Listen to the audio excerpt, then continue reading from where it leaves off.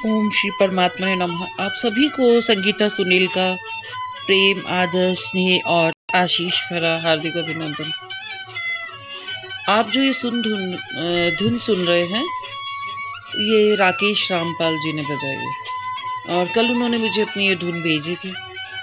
तो मैंने कहा हाँ, मेरे पास बहुत सी मैंने वीडियोस बनाई हैं, चांद की, फुल मून की भी और आधे चंद्रमा की भी। और लेकिन आज मैं जब सुबह सो के उठी तो देखा आकाश का दृश्य, चंद्रमा सच में ही आधे थे आज थे, मतलब क्योंकि अब तो सुबह हो गई है और अभी आप देखेंगे आगे का दृश्य भी। और आजकल लॉकडाउन में सब लोग घरों के अंदर हैं और बहुत परेशान हैं कुछ लोग, और वो ऐसे ही लोग परेशान हैं जिन्होंने हमेशा अपने को घर के बाहर ही घूमने फिरने में बिता लिया। तो उन्हें अब घर में रहते हुए कुछ कैद की तरह से फील हो रहा है। लेकिन मैं अपना जो पर्सनल एक्सपीरियंस है, मैं तो इस कैद में सालों से हूँ। मेरी कोई फास्ट फ्रेंड नहीं है। मैंने अपनी कई वीडियोस में आपको बताया है कि मेरी जो फास्ट फ्रेंड है, मेरी सहेलियाँ, मेरी आप सब वीडियोस में आप देखेंगे तितलियाँ, चिड़ियाँ, तोते, बगले, बंदर, बिल्ली, क्या नहीं है, सब कुछ। और मैं वैसे भी वसुधैव कुटुंबकम में जो लोग मेरे साथ व्हाट्सएप से जुड़े हुए हैं उन्होंने देखा होगा, बहुत समय से मेरे व्हाट्सएप पे स्टेटस में मैंने यही लिखा हुआ है, वसुधैव कुटुंबकम। और मैं कहती भी अपने वीडियोस में, वसुधैव मतलब वसुधा पर, कुटुंबकम वसुधैव में रहने वाले समस्त प्राणी हमारा कुटुंब है, हमारा परिवार है।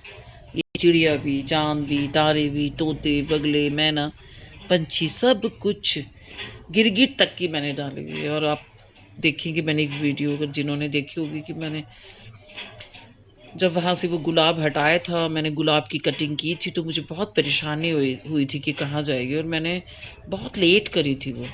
सर्दियाँ बिल्कुल चली गई थी जब लगा कि हाँ अब थोड़ा गर्मी का मौसम है, क्योंकि मैंने सोचा कि जाएगी कहाँ।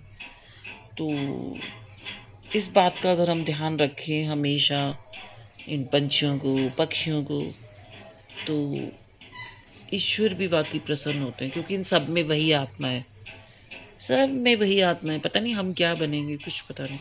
और एक मैं आपसे कहना चाहती हूँ, मैंने पहले भी कहा था, आप थोड़े थोड़े फूल लगाइए घर में, कुछ करने की आपको ज़रूरत नहीं है। मैं आपसे कहती हूँ आप बिल्कुल मत डरिए कि ऐसे ही करना है, वैसे करना है। और जब एक बच्चे को घर में एक जन्म होता है, तो मैंने आपसे कहा था एक वीडियो बनाइए कि भूमि कैसे तैयार करें जो बिगनर्स हैं। तो जब घर में एक बच्चा आता है तो हम उसे पाल ही लेते हैं, पालन पोषण, बड़े आराम से उसके मिजाज को समझने लगते हैं। इसे भूख लगी है, ये क्यों रो रहा है, इसके पेट में दर्द है तो रो रहा है, या इसे भूख लगी तो रो रहा है। उस रोने में भी एक अंतर होता है। ऐसे जो ये पौधे हैं ना, धीरे धीरे तब इनका मिजाज समझ में आने लगता है। मेरे पास से तो पक्षी भी नहीं भागते, बिल्कुल पास बैठ के मैं ये बनाई है मैंने वीडियो, देखिए। और फिर मिलूंगी आपसे किसी नई बात के साथ। धन्यवाद।